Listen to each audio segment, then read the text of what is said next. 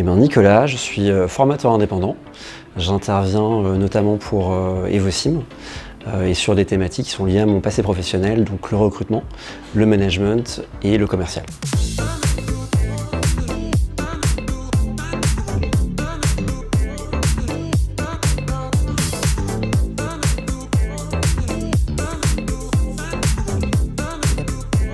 Alors j'ai fait une reconversion professionnelle parce que après presque 9 ans passés en cabinet de recrutement, j'avais besoin d'un nouveau souffle. Et sur les dernières années au sein du cabinet, j'ai été amené à former tous les nouveaux consultants, tous les nouveaux entrants sur les métiers, sur les bonnes pratiques. Et j'ai aimé ça.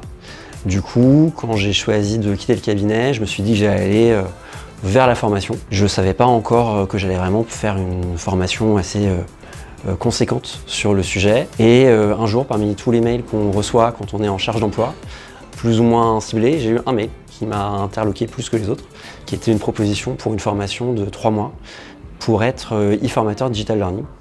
Et ça correspondait parfaitement à mon projet, donc je me suis lancé. La formation était très professionnalisante. Pendant les 3 mois, j'ai créé beaucoup de choses. J'ai avancé dans mon projet, du fait des journées de formation qu'on avait, des échanges avec mes co-apprenants. Et le tout a fait que je pense que j'ai mûri beaucoup plus vite que si j'étais tout seul dans mon coin. Donc ça m'a beaucoup aidé.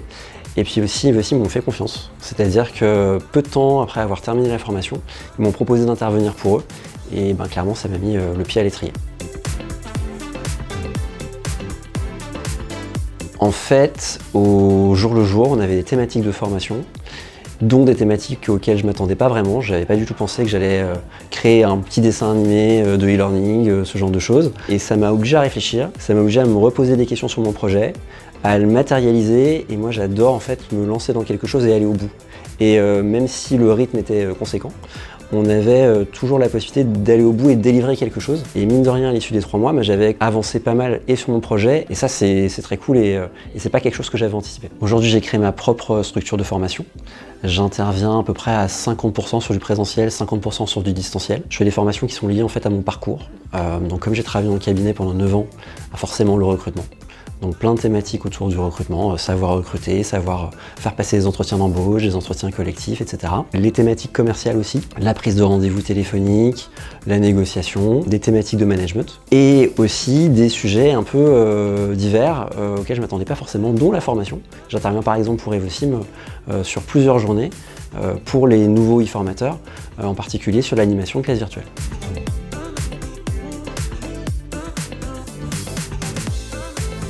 Je dirais, faites-vous confiance, osez. J'ai pas trop de doute chez Evosim, on sera entre de bonnes mains. Donc après, l'idée, c'est d'aborder la chose de manière professionnelle et d'être acteur de votre réussite.